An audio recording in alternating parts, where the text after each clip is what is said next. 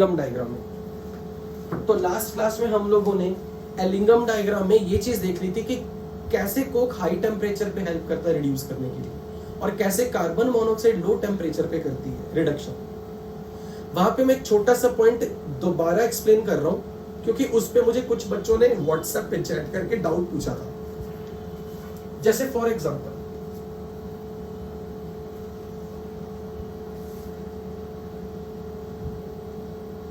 Delta G not versus temperature और ये आपका एक्स एक्सिस है, ये लाइन यहां पे डेल्टा जी नॉट 0 है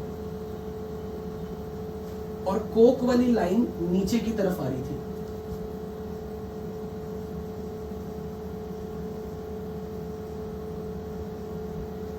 और किसी भी लाइन पर आप किसकी स्टेबिलिटी देख रहे हो? प्रोडक्ट कार्बन मोनोऑक्साइड की स्टेबिलिटी।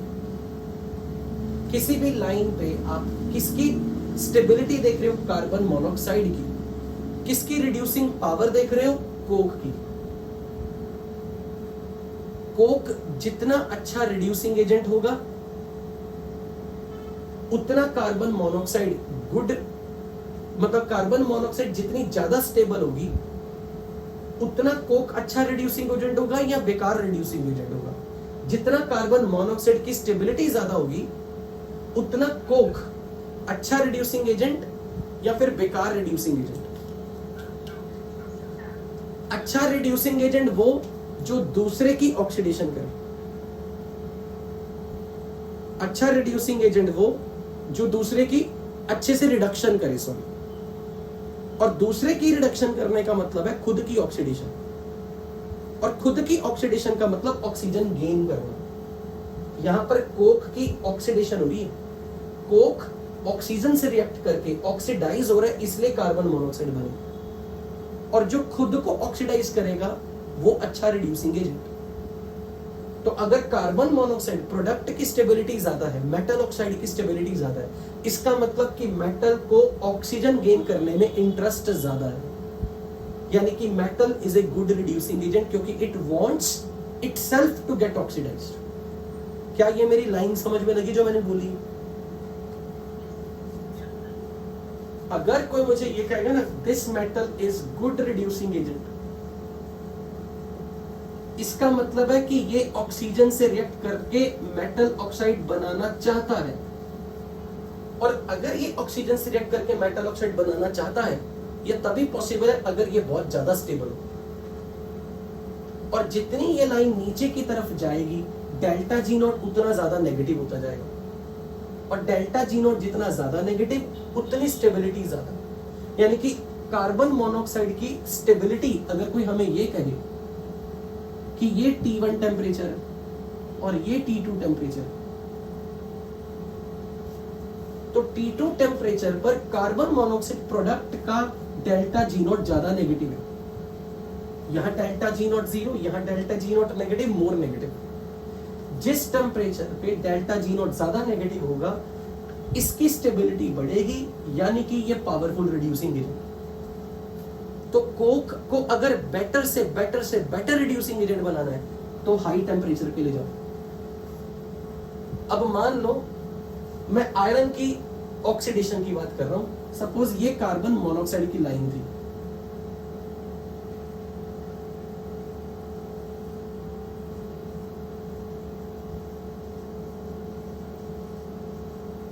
और ये सपोज आयरन की लाइन है।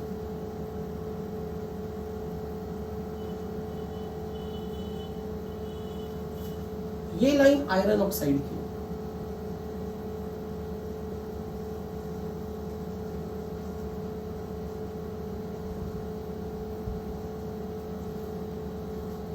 और ये इंटरसेक्शन हो रही थी अपनी 710 डिग्री पे। अब 710 डिग्री से कम टेम्परेचर पे इस रेंज में कोक की लाइन नीचे है, आयरन की लाइन ऊपर है, सॉरी कार्बन मोनोऑक्साइड की लाइन नीचे है, कोक की लाइन ऊपर है। ये कोक वाली लाइन है। तो कोक से नीचे आयरन है, फिर नीचे कार्बन मोनोऑक्साइड है, मतलब कार्बन मोनोऑक्साइड आयरन को रिड्यूस करेगा पर कोक आयरन को रिड्यूस नहीं करेगा। नीचे जो होगा जिसकी लाइन नीचे वो गुड रिड्यूसिंग एजेंट, तो अगर मुझे डिसीजन लेना है कार्बन मोनोऑक्साइड और कोक में, तो मैं कहूंगा जब तक टेम्परेचर 710 से कम है, कार्बन मोनोऑक्साइड की लाइन नीचे है, तो कार्बन मोनोऑक्साइड आयरन को रिड्यूस कर सकती है. So at temperature less than 710 degree Celsius अगर मुझे ये रिएक्शन करवानी है,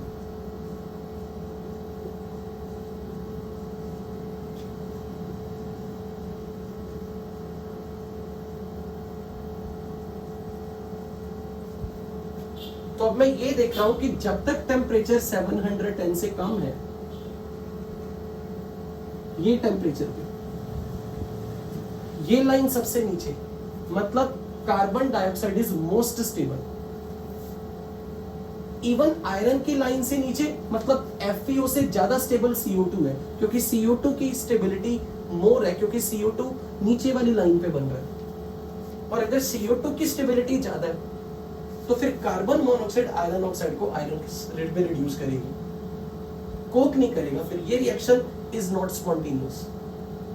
अब किसी ने कह दिया कि सर टेम्परेचर 710 डिग्री से कर लेते हैं T1 टेम्परेचर या T2 टेम्परेचर. तो अब T1 टेम्परेचर पे डेफिनेटली कोक की लाइन नीचे आ चुकी है और आयरन की लाइन ऊपर है, लेकिन कार्बन मोनोऑक्साइड की पोजीशन बदल गई. कार्बन मोनोऑक्साइड की लाइन जो पहले नीचे थी अब ऊपर है. अब इस T1 टेम्परेचर पर Coke is a better reducing agent, क्योंकि कोक की लाइन आयरन की लाइन के नीचे आ गई. इसका मतलब जब टेम्परेचर मोर देन 710 डिग्री है, Coke is a good reducing agent. यानी कि FeO से कोक की मदद से Fe और कार्बन मोनोऑक्साइड गैस फॉर्म में कन्वर्ट करना, ये ज्यादा स्पॉन्टेनियस रिएक्शन. अब 710 डिग्री से मान लो आपको दो चॉइसेस दे दी जाए कि आप T1 टेम्परेचर पे भी कोक यूज कर सकते हो, T2 पे भी, और आपसे कोई पूछे प्रेफर क्या करोगे, तो देखो T1 से T2, अगर मैं एफिशिएंसी की बात करूं प्रोसेस की, T1 से T2 टेम्परेचर पे कोक वाली लाइन और आयरन वाली लाइन का डिफरेंस ज्यादा है, और T1 टेम्परेचर पे कोक वाली लाइन और आयरन वाली लाइन का डिफरेंस कम है. ये जो पॉइंट है, ये पॉइंट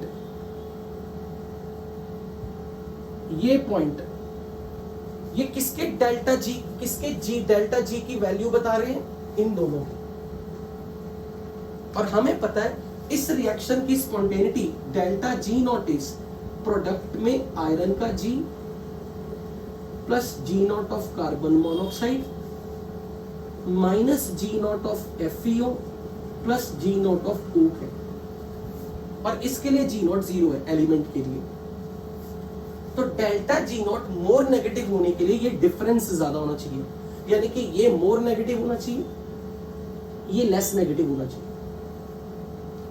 ये मोर नेगेटिव होना चाहिए, ये लेस नेगेटिव होना चाहिए, ताकि ये वैल्यू मोर से मोर नेगेटिव.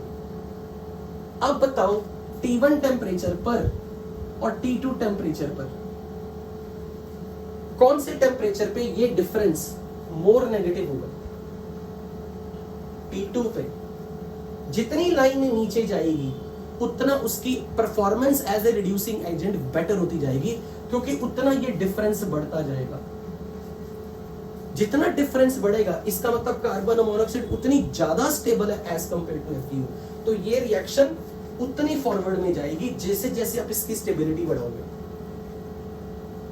इसका मतलब अगर आपका रिड्यूसिंग एजेंट एक सर्टेन टेम्परेचर के बाद कहीं भी आप यूज कर सकते हो, आप इस टेम्परेचर पे भी कर सकते हो, इस टेम्परेचर पे भी, तो वो टेम्परेचर ज्यादा अच्छा माना जाएगा जब दो लाइन के बीच का डिफरेंस ज्यादा हो. क्या ये पॉइंट समझ में लगा सबको?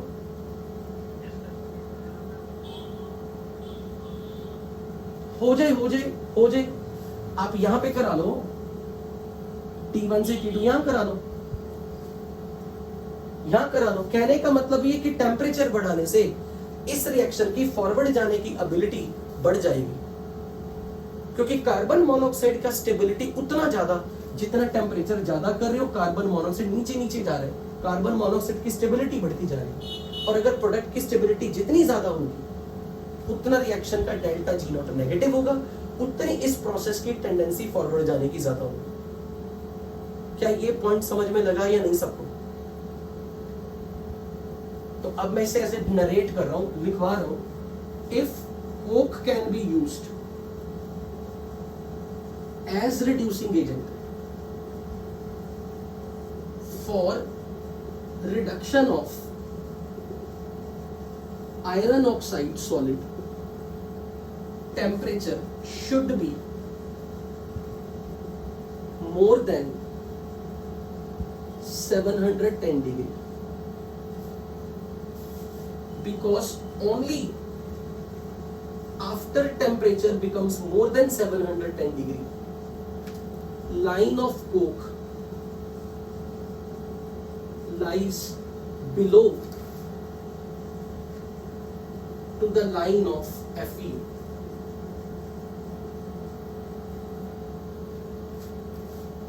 And if coke can be used as reducing agent at T1, T2, at T1 as well as T2, because T1, T2 both are more than 710 degree, that temperature should be selected where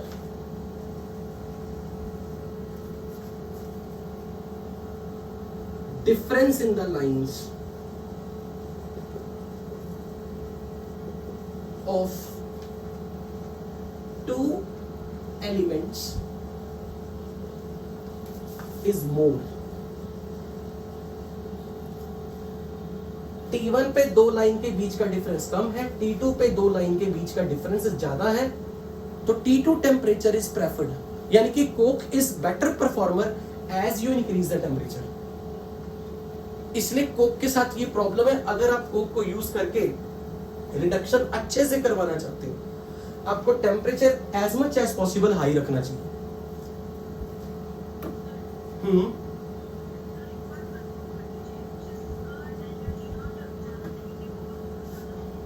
correct, जिसकी line नीचे ज्यादा, यानी कि उतना delta G not come, negative.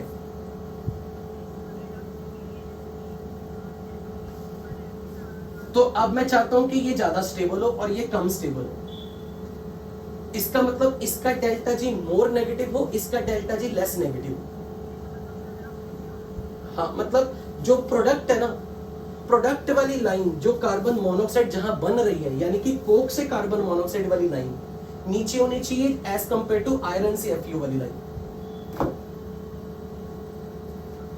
हाँ जी, अच्छा, okay, let me adjust camera.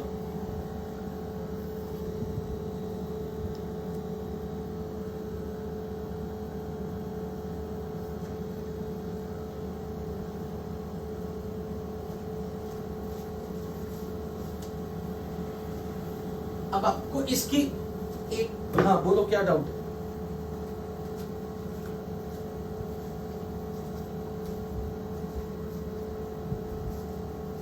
दोबारा बोलो। जो मरकरी वाली लाइन है, जो मरकरी वाली लाइन है, हाँ, वो तब होता है ना जब यहां पे कट करे, और डेल्टा जी पॉजिटिव का मतलब है अब मरकरी से मरकरी ऑक्साइड बनेगा। मरकरी ऑक्साइड मतलब मरकरी ऑक्साइड से मरकरी बनेगा, मरकरी से मरकरी ऑक्साइड नहीं बनेगा।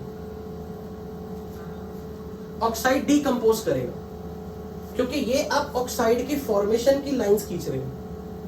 ये जितनी भी लाइंस हैं, ये इस ऑक्साइड की डेल्टा जी फॉर्मेशन है। जब इसका डेल्टा जी फॉर्मेशन पॉजिटिव हो गया, जब ये लाइन कट करके यहां पे जाएगी, उस वक्त सारे के सारे ऑक्साइड कभी ना कभी किसी टेम्परेचर पे डीकंपोज करेंगे।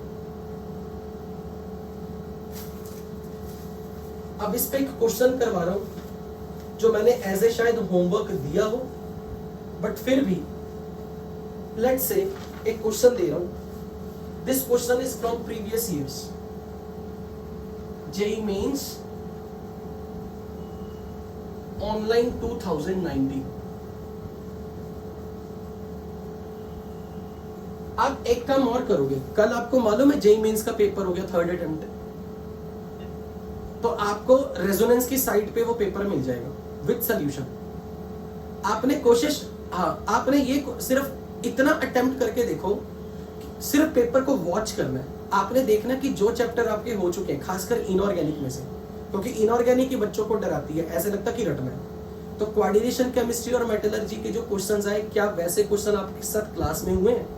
इससे आपको भरोसा बढ़ेगा कि जो कोचिंग में कर रहे हैं क्या वैसे ही क्वेश्चन आते हैं वहां पे। तो हमेशा चेक करना।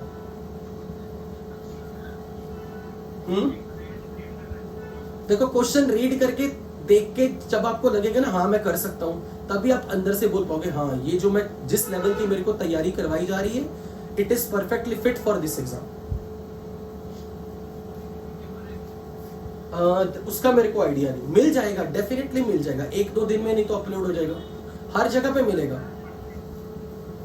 मतलब मेरा ये कहने का मतलब है 12th क्लास के स्टूडेंट को सेटिस्फेक्शन तभी होगी, किसी का माइक इको कर रहे हैं, हाँ किसी का माइक ऑन है, तो 12th क्लास के स्टूडेंट को सेटिस्फेक्शन तभी होगा जब वो देखता ना कि पेपर में जो पढ़ा आया वो मेरे नोट्स में था, तब आपका मन भी करेगा और पढ़ने का।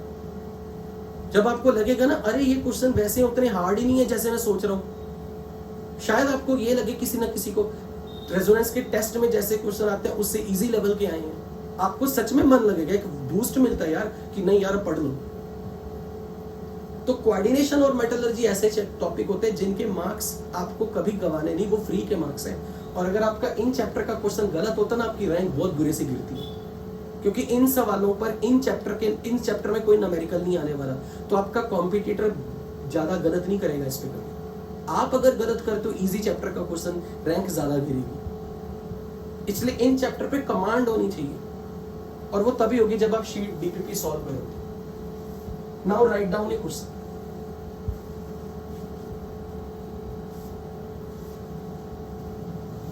This is a line for copper.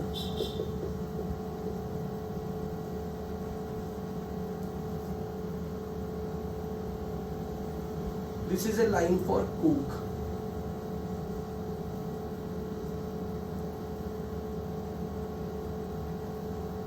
This is a line for zinc.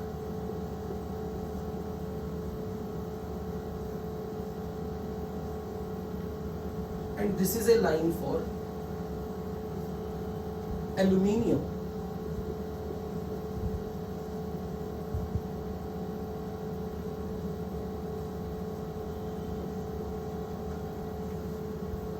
This is -300 delta G naught.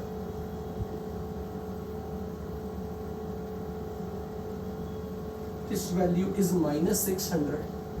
This value is -1500. और यहाँ पे 2 लाइंस मिली हुई हैं।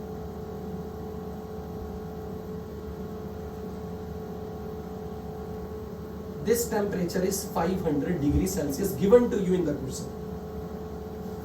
और ये 2000 degree.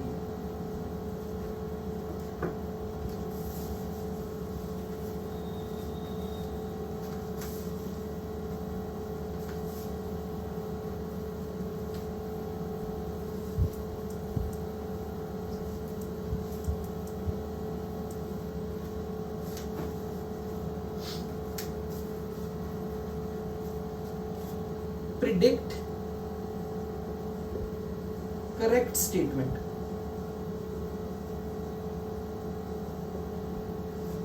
A option. At 1400 degrees Celsius, aluminium can be used as reducing agent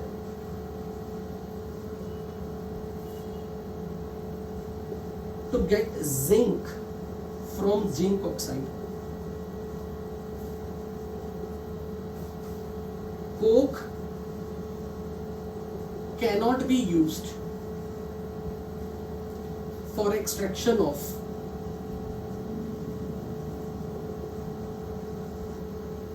copper from copper oxide.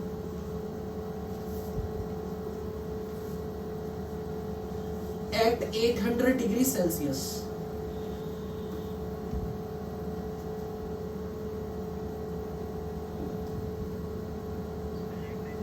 Cu2. At 800 degree, copper can be used as extraction of zinc from zinc oxide. At 500 degrees Celsius, coke can be used for extraction of zinc from ZnO. Predict which of the following statements is true.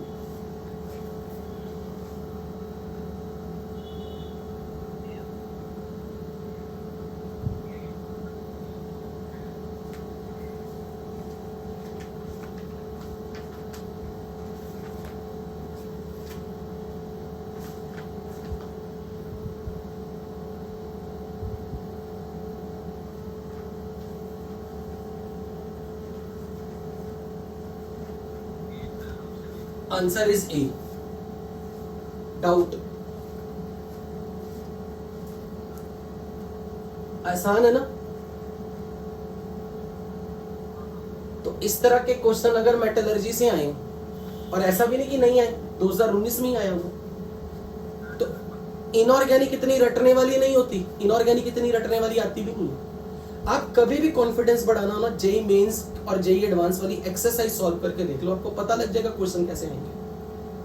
और आप ये भी देखना, एक trend note करना, JEE 2012-13 में किस level के क्वेश्चन आ रहे थे, फिर 15-16 में किस लेवल के, और 18-19 में किस लेवल के आए। आपको हमेशा दिखेगा इनऑर्गेनिक का पैटर्न, इनऑर्गेनिक का लेवल थोड़ा डिक्लाइनिंग मोड में, मतलब इजी क्वेश्चन आ रहे हैं, और इजी क्वेश्चन में गलती के स्कोप बहुत ज्यादा है और रैंक गिरने के चांस ज्यादा है। क्योंकि हमारे दिमाग में क्या होता है, स्टूडेंट हर समय क्या मानता है, पेपर टफ ही आएगा।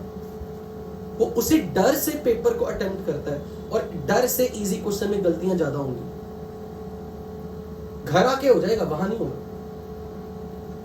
इसलिए ये मान के चलना कि आपको अपनी शीट भी, अगर आपने जेई में बैठने से पहले अपनी शीट भी 2 से 3 बार रिवाइज कर ली ना, आपको इनऑर्गेनिक तो जितना लोग कोसते हैं इनऑर्गेनिक को, 2 साल के बाद उतना ही मानते कि इसी ने बचाया। लिखो एक और क्वेश्चन, 1 मिनट पहले ये क्वेश्चन कर ले। ऐसे एक डायग्राम आपको दिया, this temperature is 1200 Kelvin. This is the line for coke converted to carbon monoxide, and this is metal to converted to MO, and this graph is for minus log Kp, और ये value 20 है, 20। ये log Kp, natural log Kp की value question में given है। These 2 reactions are given to you.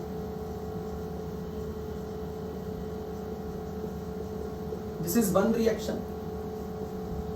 This is another reaction.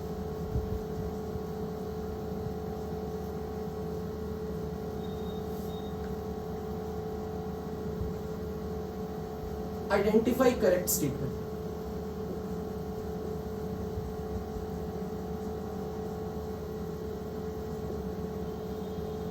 A option.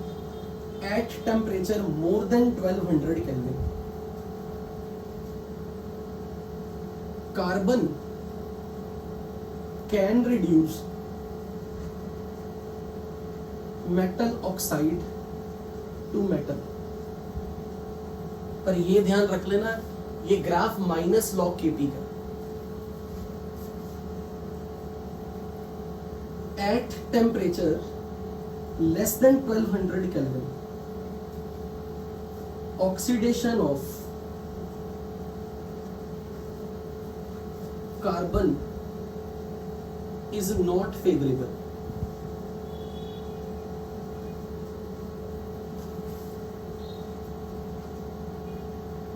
oxidation of carbon is favorable at all temperature.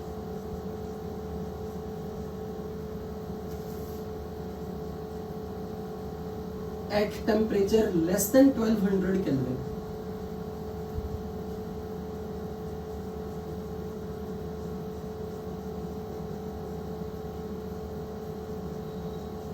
this reaction is spontaneous. Try this. This is again question from JEE Mains 2016.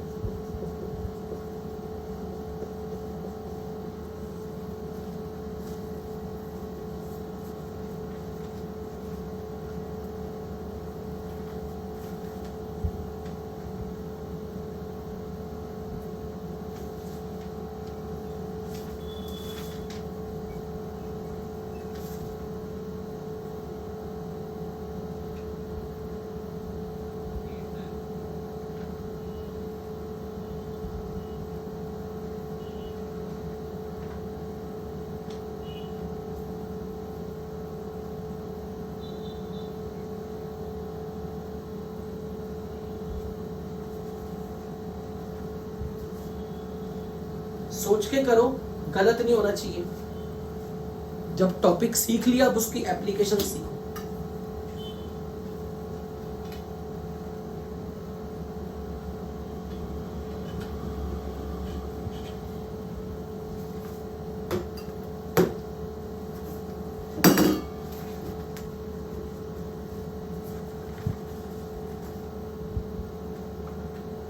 Should I give the answer? Answer is D, Delhi. हुआ ठीक किसी का?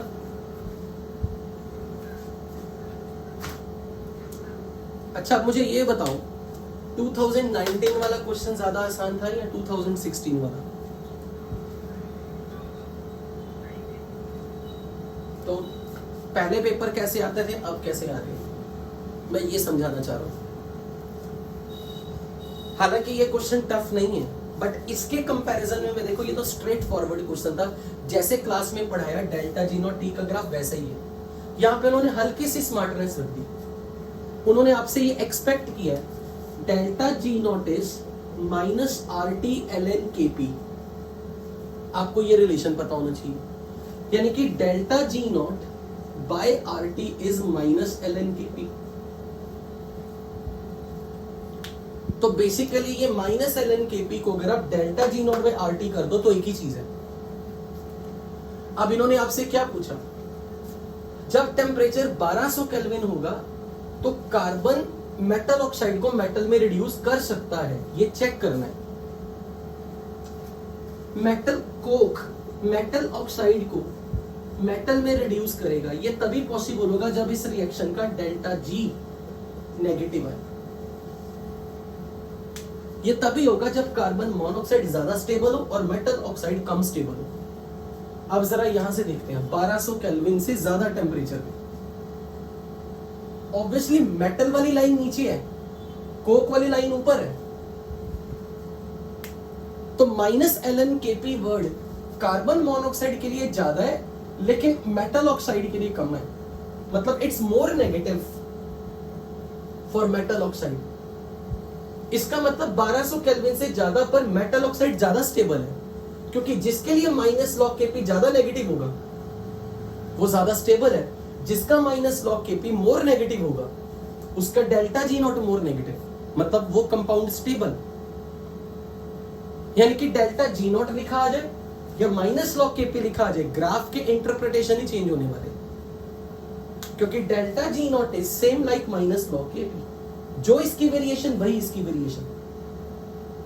तो यहां पर जब metal oxide वाली line नीचे जा रही है मतलब metal oxide is more stable, और अगर मेटल ऑक्साइड ज्यादा स्टेबल होगा तो ज्यादा स्टेबल से कम स्टेबल नहीं पॉसिबल। ये रिएक्शन ऐसी नहीं हो सकती जब आप टेम्परेचर 1200 केल्विन करोगे। तो Coke can not reduce metal oxide. Is this statement clear? जिनको गलती लगी थी इसमें,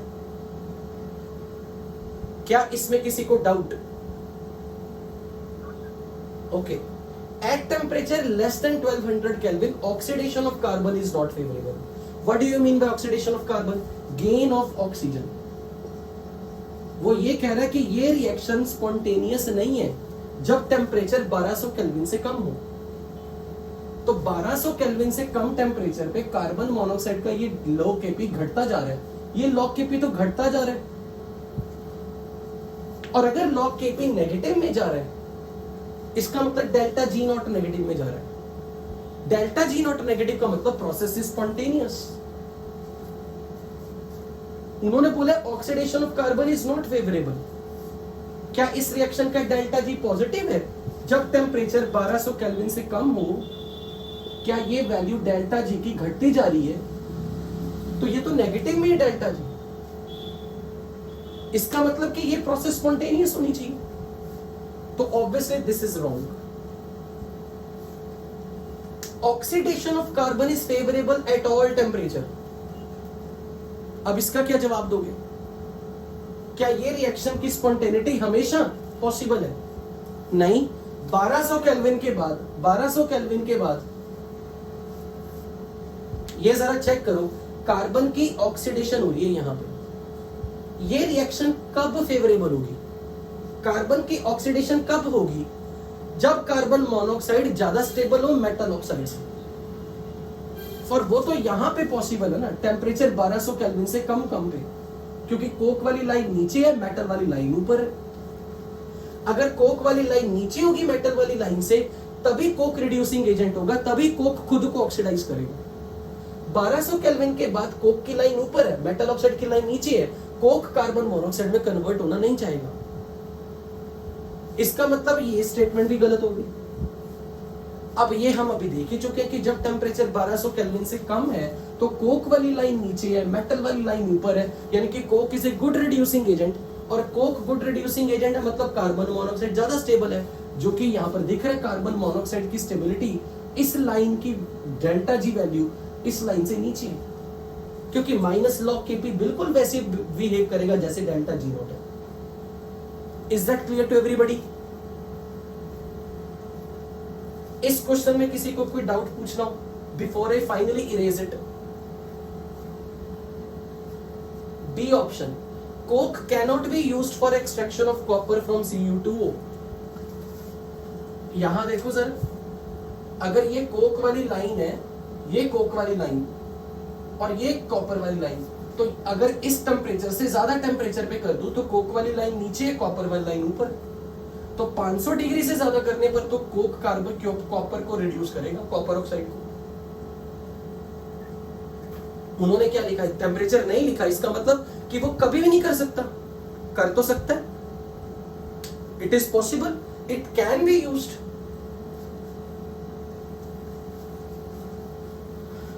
हाँ जी बोलो.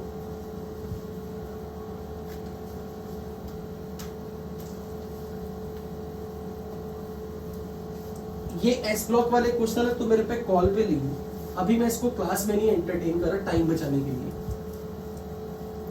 ठीक है?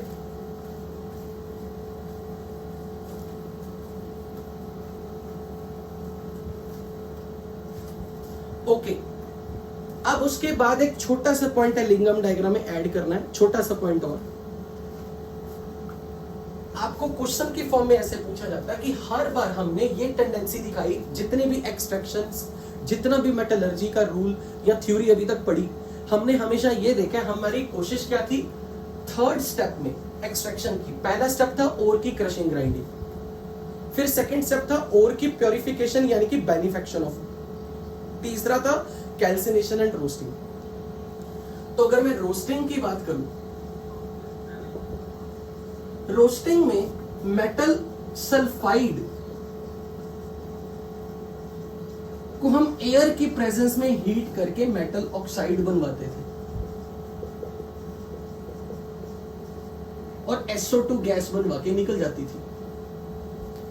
अगर मैं कैल्सिनेशन की बात करूं तो मेटल कार्बोनेट को हीट करके हम मेटल ऑक्साइड बनवाते थे.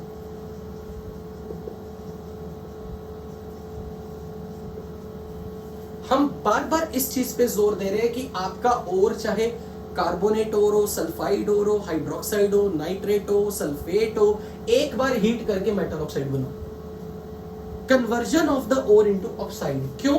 क्योंकि मेटल ऑक्साइड से हमारा फोर्थ स्टेप स्टार्ट हो जाता है, रिड्यूसिंग एजेंट डालकर ऑक्सीजन निकलवा दो और ये मेटल बना दो, कार्बन मोनोऑक्साइड या CO2 की फॉर्म। अगर मैं सपोज कोई भी रिड्यूसिंग एजेंट डाल रहा हूं लाइक कोक, तो क्वेश्चन ये कि मेटल ऑक्साइड से मेटल बनवा रहे हो आप, मेटल सल्फाइड से ये काम करवा लो। मेटल सल्फाइड में अगर मैंने कोक डाला तो ऑक्सीजन फैमिली का ही तो है ना सल्फर, तो कोक अगर ऑक्साइड में से ऑक्सीजन निकाल सकता है तो सल्फाइड में से सल्फर निकाल के कार्बन थायोकार्बन मोनोऑक्साइड या थायोकार्बन डाइसल्फाइड यानी कि CS2 ये क्यों नहीं बनवा रहे? मतलब मेटल सल्फाइड में से कोक डाल के मेटल क्यों नहीं ऑब्टेन कर? क्यों इस सल्फाइड को पहले ऑक्साइड बनवा रहे?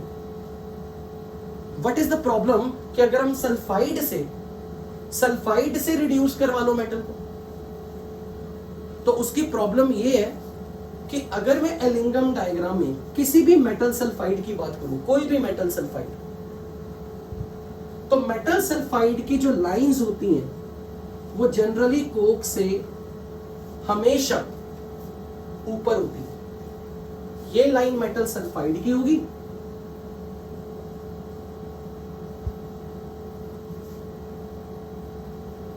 और ये लाइन कोक वाली होगी।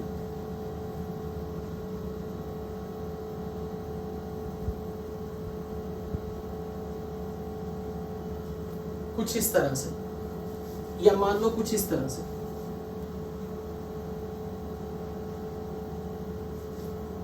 इन शॉर्ट ये कहने का मतलब है, पहली बात तो अगर कोई हमसे ये पूछे ना, कार्बन डाइसल्फाइड जब बनवा रहे हो आप कोक की मदद से, तो अगर हमें चेक करना हो कि इसकी स्लोप क्या होगी, delta G not versus temperature.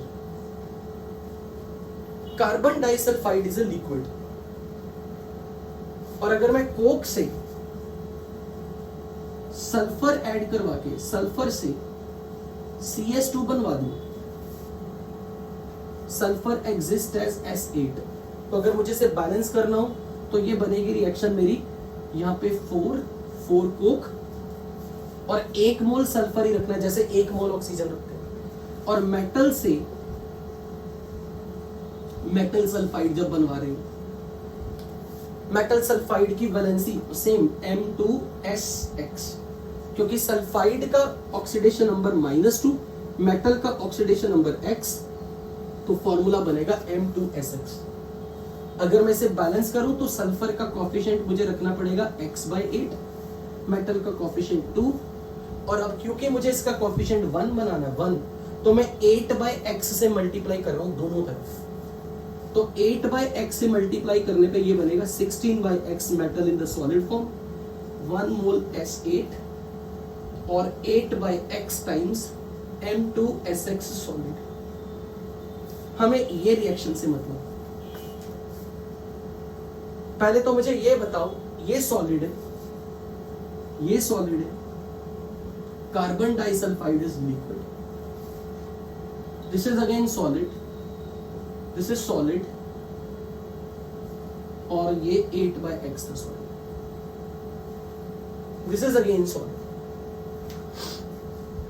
यहां तो मुझे एंट्रोपी बढ़ती दिख रही है क्योंकि सॉलिड से लिक्विड बन रहा है, पर यहां तो नियरली जब सारे सॉलिड है तब आप कोफिशिएंट की मदद से चेक करोगे, 16/x + 1 - 8/x, ये कोफिशिएंट्स घट रहे हैं बढ़ रहे हैं?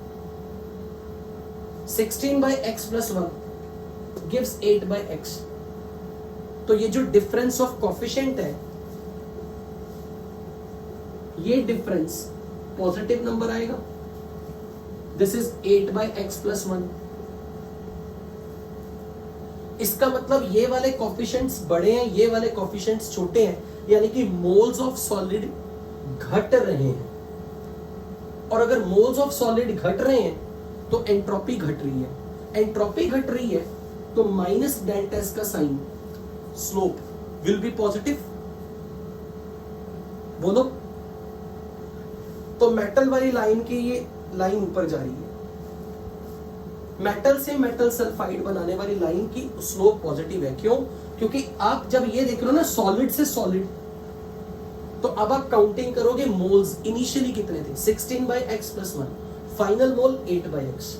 डिफरेंस इन मोल पॉजिटिव है, यानी कि ज्यादा मोल से कम मोल पे जा रहे हो, तो एंट्रोपी ओवरऑल सिस्टम की घटेगी, यानी कि डेल्टा एस नेगेटिव है, और स्लोप जो कि माइनस डेल्टा एस है ये आएगी पॉजिटिव। और कोक के केस में अगर मैं चेक करूं, 1 मोल सॉलिड से लिक्विड बन रहा है, तो सॉलिड से लिक्विड बनते वक्त एंट्रोपी बढ़ गई या घट गई? सॉलिड से लिक्विड बनते वक्त एंट्रोपी बढ़ गई। और डेल्टा एस अगर पॉजिटिव है तो slope of the line which is minus delta S will be negative. तो ये कोक वाली लाइन होगी। क्या ये कभी भी लाइन, अगर कोई हमसे ये पूछे, अगर मैं इस तरीके से बात कर रहा हूं और मैं यहां पर आपको ये बता दूं, इस रिएक्शन का overall delta G is always positive. इस रिएक्शन का overall delta G is always positive. अगर मैं इन दोनों रिएक्शन को, नेट रिएक्शन को, अगर मुझे ये रिएक्शन करवानी है किसी भी मेटल सल्फाइड से कोक डाल के कार्बन डाइसल्फाइड बनाना हो और ये मेटल बनवानी है, आप ध्यान से देखना। मान लो इस रिएक्शन का, forget about, even we don't need a Ellingham diagram, इसमें जरूरत ही नहीं पड़ेगी, आप यहीं से देखोगे। ये जो रिएक्शन है ना, इसका delta G is highly positive है, और इस रिएक्शन का डेल्टा जी भी पॉजिटिव है, ये भी पॉजिटिव है। इस रिएक्शन का delta G is extremely positive number. दोनों रिएक्शन के डेल्टा जी एक्चुअली पॉजिटिव है। अब अगर मुझे ये रिएक्शन बनवानी हो इससे, तो मुझे ये बताओ, अगर ये आपकी इक्वेशन नंबर 1 है और ये इक्वेशन नंबर 2 है, डेल्टा जी 1 नॉट और डेल्टा जी 2 नॉट, आपको इस इक्वेशन को करवाना हो तो किसके डेल्टा जी में से किसका डेल्टा जी नॉट सब्ट्रैक्ट करना पड़ेगा? मुझे M2SX तो रिएक्टेंट में चाहिए, ये रिएक्टेंट में चाहिए।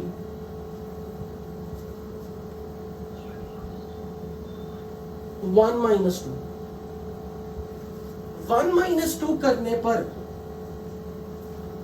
अगर कोई हमसे ये कहे ना कि कार्बन डाइसल्फाइड बनवा रहे हो आप मेटल से, हमें यहां से क्या लग रहा है, डेल्टा जी का साइन क्या आना चाहिए? डेल्टा जी का साइन क्या आना चाहिए? नेगेटिव।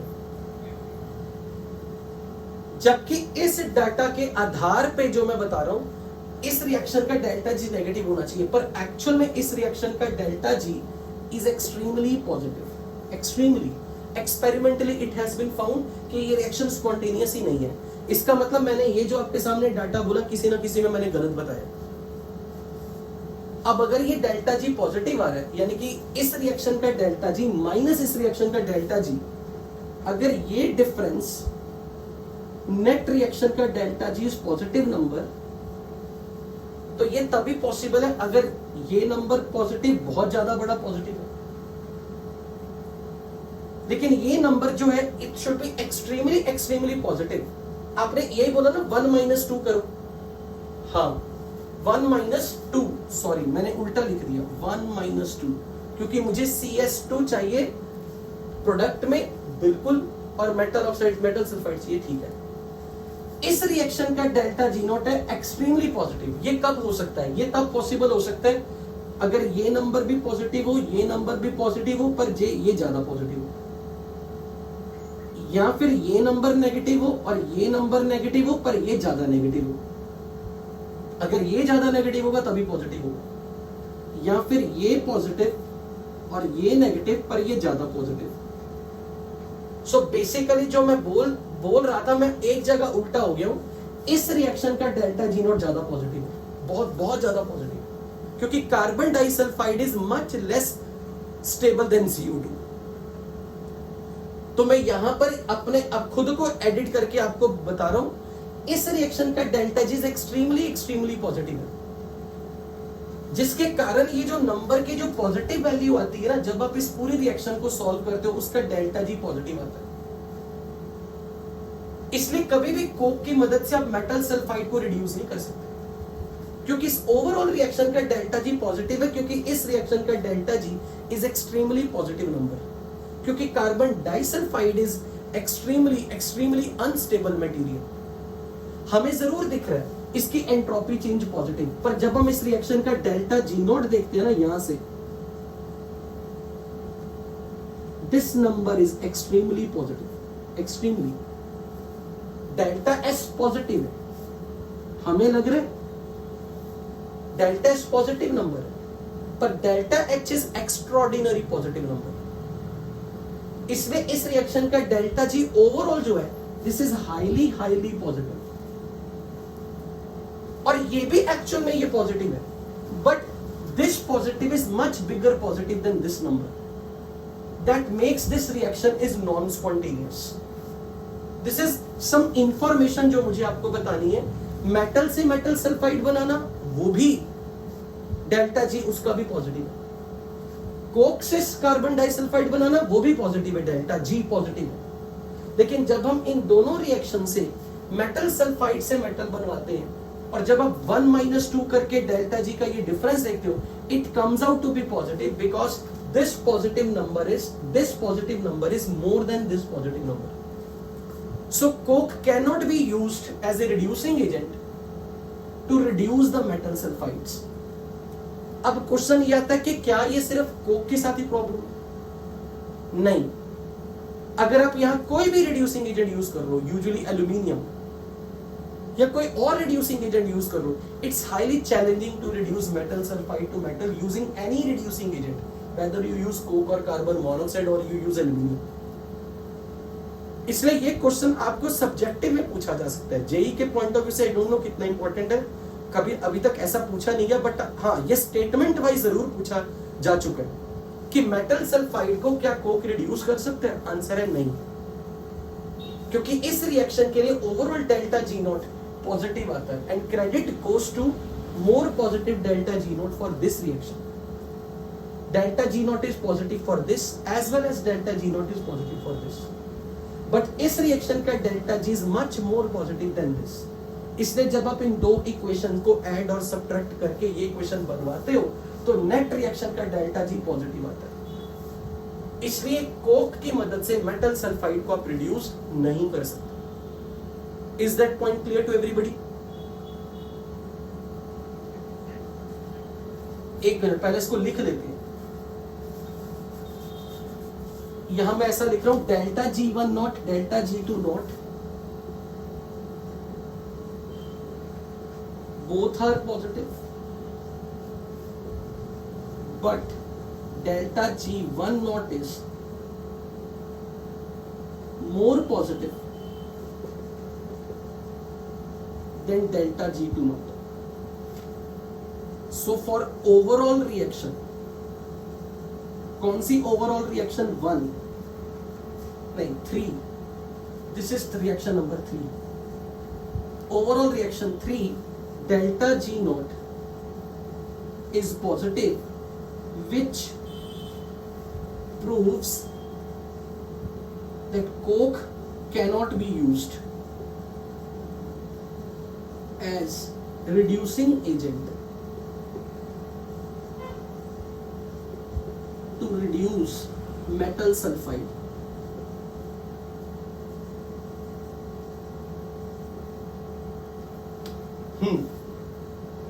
हाँ जी पूछो कुछ कुछ।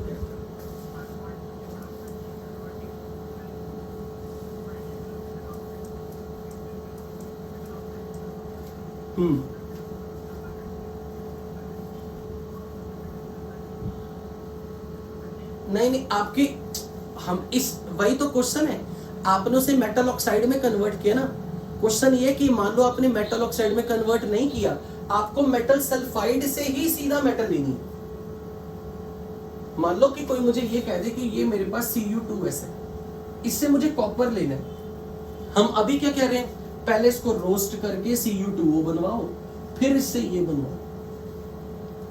हम ये कह रहे हैं कि जो रिड्यूसिंग एजेंट है ना वो ऑक्सीजन निकाल रहा है, तो हम ये क्वेश्चन पूछ रहे हैं कि अगर ये रिड्यूसिंग एजेंट यहां डाल देते तो ये काम एक ही स्टेप में हो जाता, ये सल्फर निकाल ले। हम ऐसा क्यों नहीं करवा रहे? कॉपर सल्फाइड से कॉपर क्यों नहीं बनवा रहे सीधा? इसको रोस्ट क्यों कर रहे हैं, एक स्टेप ऐड क्यों कर रहे हैं? तो हम उस चीज का जवाब दे रहे हैं कि अगर आप यहां रिड्यूसिंग एजेंट रख के कोक यूज करते हो और कोक से सोचो कि सल्फर निकल जाएगी, ऐसा नहीं पॉसिबल, क्योंकि इस रिएक्शन का डेल्टा जी अलाउ नहीं करता। समझ में आया ये चीज?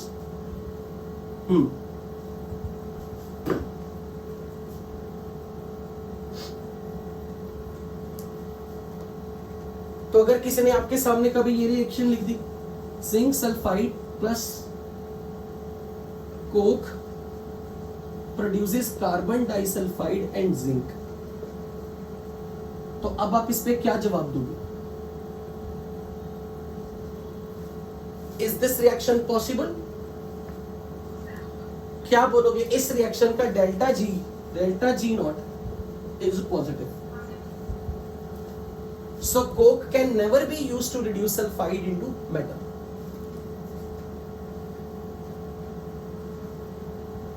Is that clear?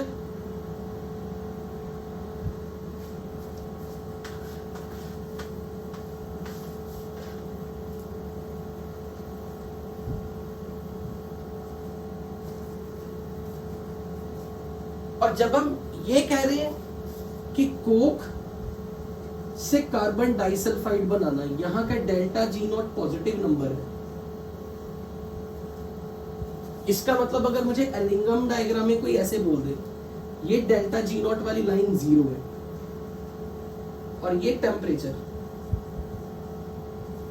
लेकिन मुझे डेल्टा जी नॉट पॉजिटिव दिखाना, तो ये लाइन ऐसे जा रही है, तभी पॉजिटिव होगा। टेम्परेचर जैसे जैसे बढ़ा रहा हूं ये और पॉजिटिव होता जा रहा है। Delta G naught is this line is lying above, क्योंकि कार्बन से कार्बन डाइसल्फाइड का डेल्टा जी नॉट पॉजिटिव, मतलब टेम्परेचर बढ़ाने से इस लाइन को और ऊपर ऊपर खींच रहे हैं। और अगर ये लाइन कोक की है तो किसी भी मेटल सल्फाइड की लाइन नीचे है, यानी कि अगर इनफैक्ट मुझे कैसे बोलना चाहिए, अगर ये किसी की लाइन है और ये एक की लाइन है और ये लाइन 0 वाली है, ये लाइन कोक वाली लाइन और ये मेटल से सल्फाइड वाली लाइन, कौन किसको रिड्यूस कर सकता है? नीचे वाला ऊपर वाले को या ऊपर वाला नीचे वाले को? तो कोक वाली लाइन ऊपर है, इसीलिए कोक से रिड्यूस नहीं कर पाएगा।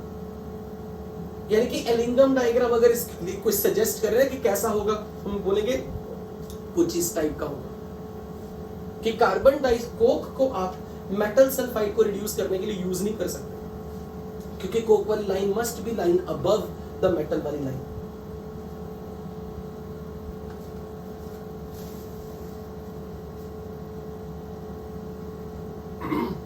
Is that clear everybody बच्चों? ओके, अब यहां से हम चैप्टर का असली पार्ट शुरू कर रहे हैं। अभी तक जितनी आपको मैंने नॉलेज दी थी दे दी, अब हम यहां से शुरू करेंगे एक्सट्रैक्शन वाला पार्ट। उससे पहले एक डेफिनेशन और सीख लेते हैं। स्मेल्टिंग, फ्लक्स एंड स्लैग, इनकी डेफिनेशंस।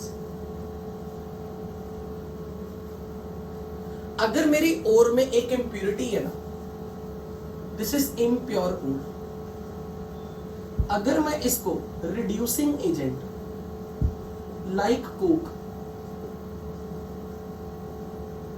जरूरी नहीं हर बार reducing agent like coke, carbon monoxide, aluminium, कोई भी रिड्यूसिंग एजेंट, और फ्लक्स डालकर हीट कर दो,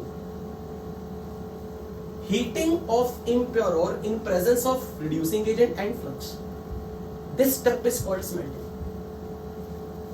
Heating of ore which is impure in presence of reducing agent and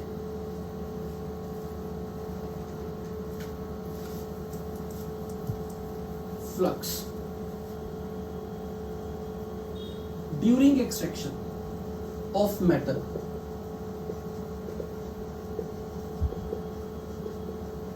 is called smelting.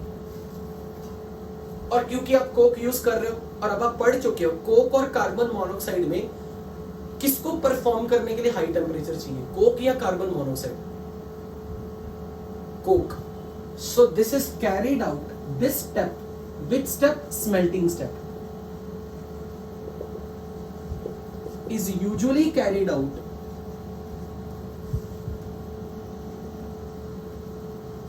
in blast furnace.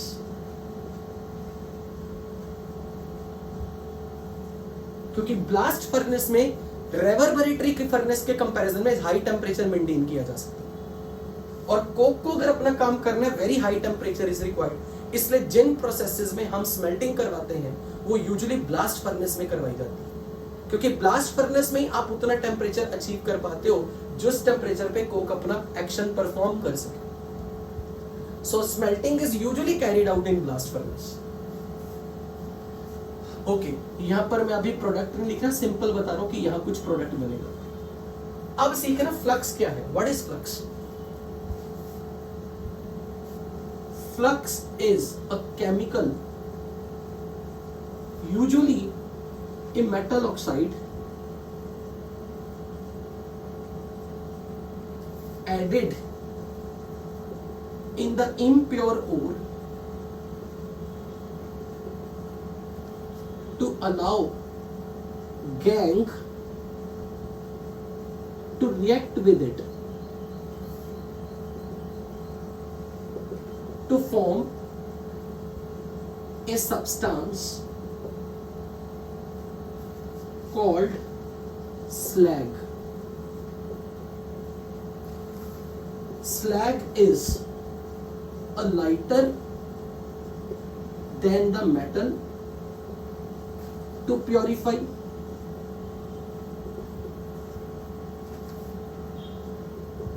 slag is a fusible material, means of low melting point.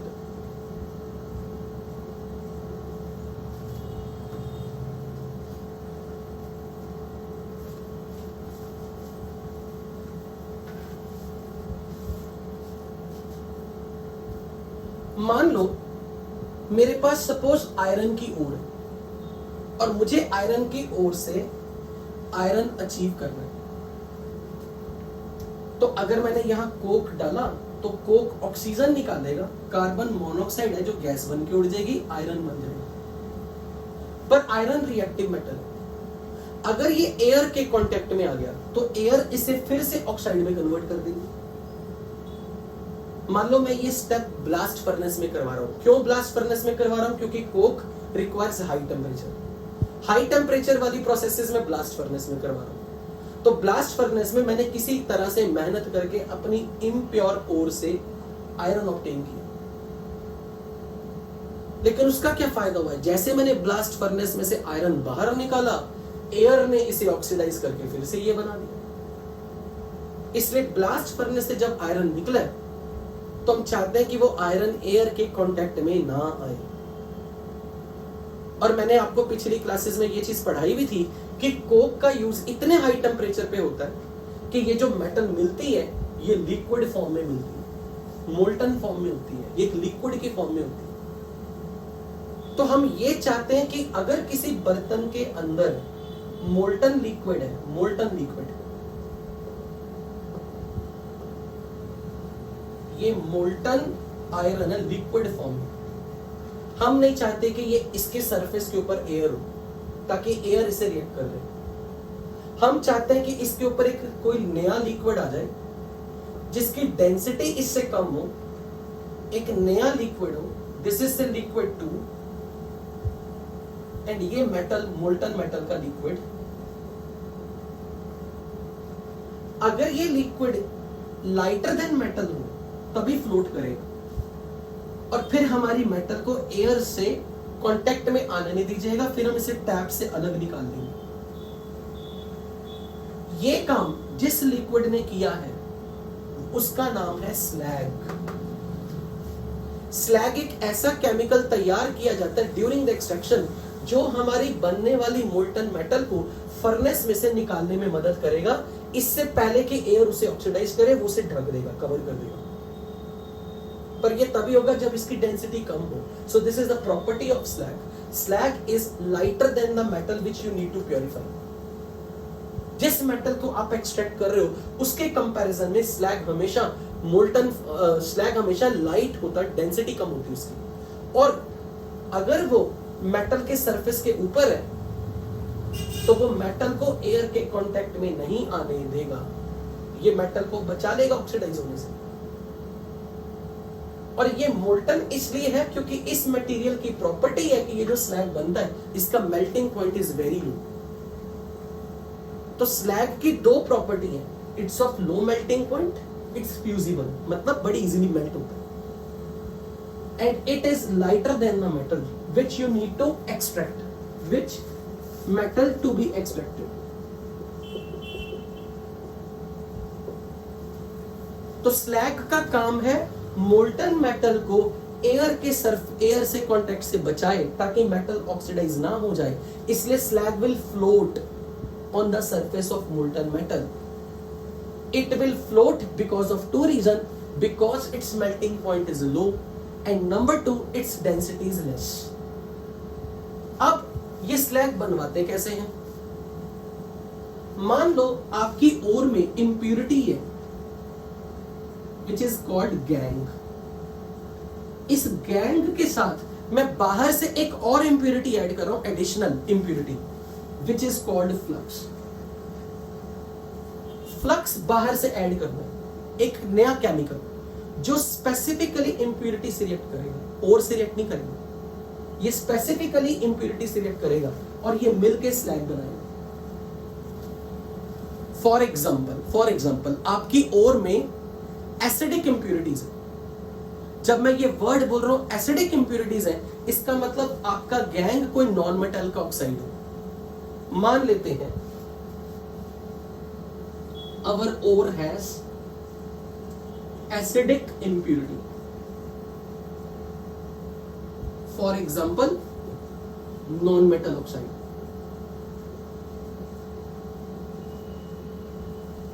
Non metal oxide किस किस तरह का हो सकता है?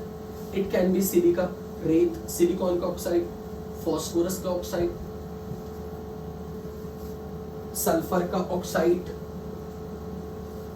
ये non metal के oxides, ये इंप्यूरिटी है। और मैं बाहर से अगर कुछ डालूंगा तो किसी एसिडिक के साथ बाहर से कुछ डाला जाने वाला बेस होना चाहिए तभी वो रिएक्ट करेंगे। ऐसे केस में मैं फ्लक्स क्या चूज करूंगा? Flux is chosen as a base oxide.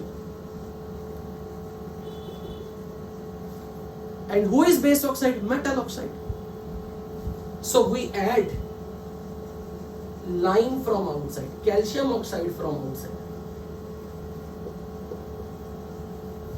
तो अगर कोई आपसे पूछे कि अगर आपने लाइन डाला और आपकी इंप्यूरिटी जो है वो किसी नॉन मेटल ऑक्साइड की इंप्यूरिटी है, तो this impurity which is acidic in nature, it will react with flux which we are intentionally adding a metal oxide, both will react form acid base salt.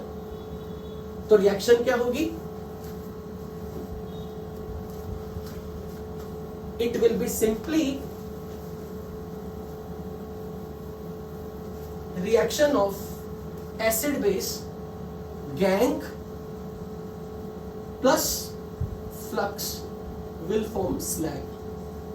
Like if it is calcium oxide and SO3, they will form calcium sulfate. If it is silica with calcium oxide, form CaSiO3. Just addition, 2 और 1 3 oxygen, just direct addition. P4O10 plus calcium oxide, calcium phosphate. This is they form this layer. वैसे ये solid होते हैं room temperature में, पर blast furnace में इतना high temperature होता है कि ये मेल्ट होकर लिक्विड फॉर्म में आते हैं.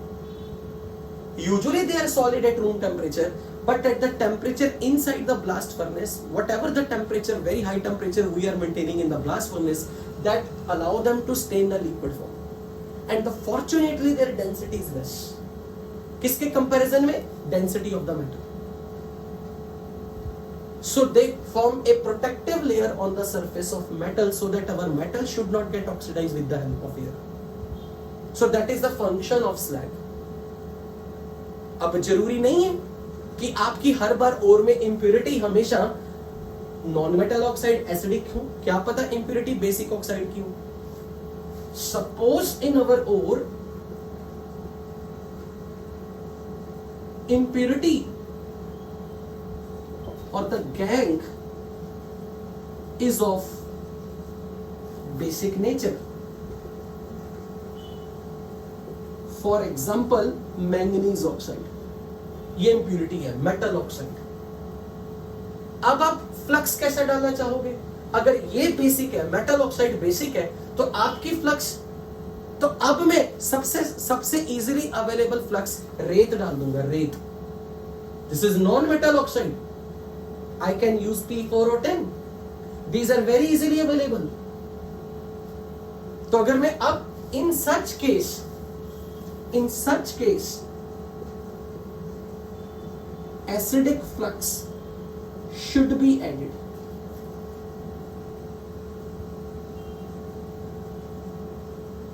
So we add silica or P4O10 from outside.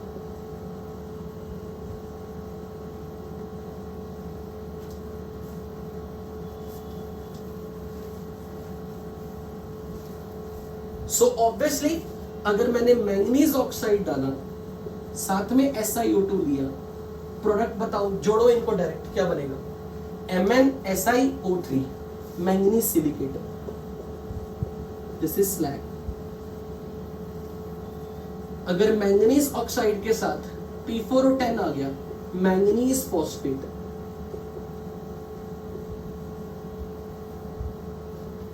So basically जब भी कभी आपकी ओर में इंप्योरिटी किसी मेटल ऑक्साइड की हो, बेस की हो, तो आप फ्लक्स एसिडिक फ्लक्स यूज करोगे, नॉन मेटालिक ऑक्साइड्स. अगर आपके केस में इंप्योरिटी किसी नॉन मेटल ऑक्साइड की है विच इज एसिडिक, तो आप एज ए फ्लक्स यूज करोगे कोई मेटल ऑक्साइड. तो क्या आपको ये दो तरह के फ्लक्स पता लगे, एसिडिक फ्लक्स, बेसिक फ्लक्स? ये किस आधार पे आप चूज करोगे? डिपेंड करता है इंप्योरिटी किस ऑक्साइड की आपके ओर में. अगर ओर में मेटल ऑक्साइड की इंप्योरिटी है which is basic, you will use non metal oxide acidic flux. अगर किसी ओर में non metal oxide acidic nature वाले पार्टिकल्स की इंप्योरिटी है, तो फिर आप फ्लक्स कौन सी यूज करो? We are going to use metal oxide as a flux being basic. So every time reaction of flux and gang is always acid base reaction. It will be salt formation. Is that clear?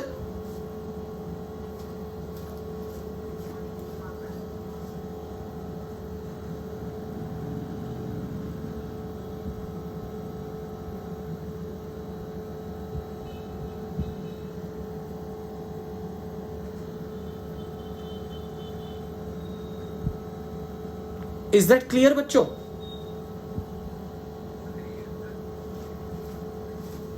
Okay.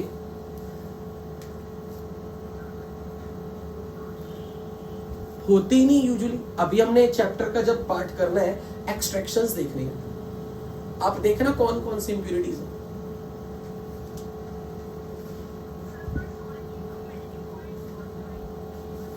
Her salt की नहीं होती. यो salt का, अगर वो salt का salt किसी भी solid का मेल्टिंग पॉइंट जिससे भी डिपेंड करता है कि आपके बनने वाले सॉलिड में कोई डिफेक्ट्स तो नहीं है रूम टेम्परेचर. अगर वो एक डिफेक्टेड सॉलिड है, मेल्टिंग पॉइंट लो होगा. हर सॉल्ट का मेल्टिंग पॉइंट हाई नहीं होता. उस सॉल्ट की लैटिस एनर्जी कितनी है ये भी मैटर करती है उसके मेल्टिंग पॉइंट पे. So melting point depends on couple of factors. So usually जब भी आप स्लैग बनाते हो, वो हमेशा एक लो मेल्टिंग मटेरियल ही है, मतलब एक ऐसा सॉलिड है जिसका मेल्टिंग पॉइंट कम है। और वैसे भी ब्लास्ट फर्नेस में इतना हाई टेम्परेचर रखा होता है, 1000 डिग्री 1200 डिग्री आराम से मेल्ट हो जाती है।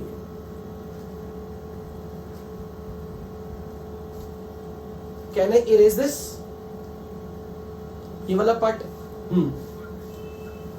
कराऊंगा ना, आएगा ना अब।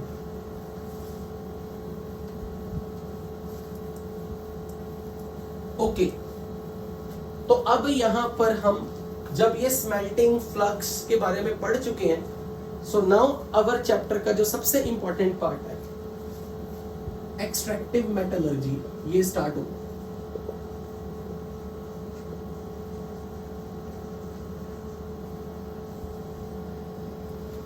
हम इस चैप्टर में कौन कौन सी एक्सट्रैक्शंस पढ़ने वाले हैं? Extraction of magnesium, gold, silver, tin, lead, zinc, iron, copper, aluminium, ये हमारे सिलेबस में। अब अपने नोट्स में से वो पेज खोलो जल्दी से जब लीचिंग पढ़ाया था और गोल्ड और सिल्वर प्योरीफाई किया था, मैकआर्थर फॉरेस्ट प्रोसेस। खोलो एक बार पेज, जब चैप्टर के बिगिनिंग में लीचिंग पढ़ाई गई थी। मैन्युफैक्चर ऑफ ओर के 4 मेथड थे, उनमें से तीसरा मेथड हमने किया था, फोर्थ मेथड किया था लीचिंग, फ्रोथ फ्लोटेशन के बाद। तो उस लीचिंग वाले पार्ट में हमने चेक करो गोल्ड और सिल्वर की एक्सट्रैक्शन पड़ी थी मैकआर्थर फॉरेस्ट प्रोसेस में, और वहां प्रोडक्ट हमने सिल्वर और गोल्ड ही ऑब्टेन किया था। चेक करो फाइनल प्रोडक्ट सिल्वर और गोल्ड ही ऑब्टेन किया था ना।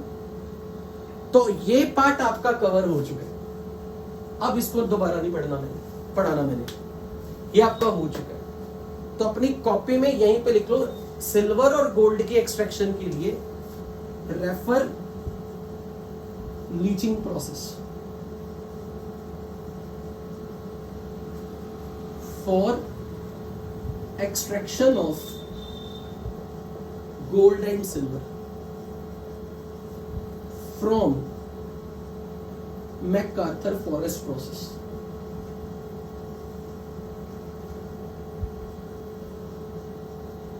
And this part is called, this is called hydrometallurgy, जहां पर आप सॉल्यूशन बना के मेटल को ऑब्टेन करते हो। This is hydrometallurgy. जब आपने वो पेज खोलो अभी अपने नोट्स में से मैकआर्थर फॉरेस्ट पर, सोडियम साइन, तो जो सिल्वर का ना डिट्टो गोल्ड का, जहां पर मैंने एग्जांपल में Ag2S यूज किया वहां पर Au2S है। जहां आपने कॉम्प्लेक्स में सिल्वर का बनाया था वहां पर गोल्ड का कॉम्प्लेक्स भी सिंपल ऐसे बनाओगे कि अगर ये बनवाया होगा, I am very much sure gold का एक्सट्रैक्शन AuCN ट्वाइस नेगेटिव बनेगा। जब आप इसमें सोडियम साइनाइड और एयर डाल के हीट करते हो तो जितना भी इंप्योरिटी प्लस ओर है, तो ये और पार्टिकल सोडियम साइनाइड से रिएक्ट करके ये डिसॉल्व हो जाता था। फिर मैंने ये भी बोला था जितना ऑक्सीडेशन नंबर उसका डबल लिगेंड नंबर कर दो। गोल्ड का ऑक्सीडेशन नंबर यहाँ +1 है तो 2 लिगेंड कर दो। कुछ याद है ऐसी बातें की थी? और फिर हमने कहा था हाईली रिएक्टिव मेटल जिंक उठा लो, जिंक डिस्प्लेस कर देगा, पर जिंक ऑक्सीडाइज होगा पहले। तो जिंक का ऑक्सीडेशन नंबर अगर +2 है तो उसका कोऑर्डिनेशन नंबर Cn- के साथ कितना रखना, जितना ऑक्सीडेशन नंबर उसका डबल, तो कॉम्प्लेक्स क्या बनेगा ZnCN4 2-। अब ये डिसॉल्व हो जाएगा तो जिंक के छोड़े हुए इलेक्ट्रॉन कौन गेन करेगा? गोल्ड। तो अगर मैं यहां पर 2 ले रहा हूं तो 2 गोल्ड पार्टिकल बनेगा, 2 मोल गोल्ड। करवा दिया था, बिल्कुल मुझे याद है कि जिंक ने 2 इलेक्ट्रॉन लूज किए, गोल्ड प्लस ने इलेक्ट्रॉन गेन किया, और रिएक्शन बैलेंस करने के लिए यहां 2 से मल्टीप्लाई, और 2 Au+ कहां से आ रहे? कॉम्प्लेक्स में से, क्योंकि 2 Au के पार्टिकल है। तो 2 गोल्ड के +1 स्टेट वाले केटाइंस 2 इलेक्ट्रॉन गेन करके 2 गोल्ड बना रहे न्यूट्रल स्टेट में, तो गोल्ड आपको मिल जाएगा। तो ये वाला पार्ट हम पढ़ चुके। तो अब नेक्स्ट क्लास से आई विल स्टार्ट कि मुझे ये टारगेट रखना है कि मुझे 3 क्लास में आपको ये सारा खत्म कराना है। जब मुझे 3 क्लास में खत्म कराना तो मेरा ये टारगेट होगा कि कमिंग फ्राइडे वाली मॉर्निंग क्लास में 1, 2, 3 ये 4 एक्सट्रैक्शन खत्म कर देंगे हम। बची हुई एक क्लास में इन 2 का एक्सट्रैक्शन, तीसरी में इसका, तो हमारी एक्सट्रैक्शंस खत्म हो जानी चाहिए ताकि नेक्स्ट संडे को फिर मैं एक क्लास बुलाऊं। टेस्ट तो खैर हो जाएगा संडे को, मतलब कमिंग वीक में एक बार बुलाऊंगा मॉर्निंग, ताकि इसके बाद जो प्योरिफिकेशन वाला मेथड है ना वो हमने एक लेक्चर में खत्म करना है प्योरिफिकेशन का। वो जैसे खत्म होगा आपका चैप्टर रेडी हो जाएगा पूरे सिलेबस के लिए वाइंड अप, फिर हम क्वालिटेटिव एनालिसिस में जंप करेंगे। सो आइडिया इज कि अभी जो मॉर्निंग वाली क्लास, अगर तो हमारी कल क्लास हुई तो अच्छी बात है, जो भी हमारी इमीडिएटली नेक्स्ट क्लास आ रही है उसमें हम ये 4 मेटल्स के एक्सट्रैक्शन पढ़ेंगे।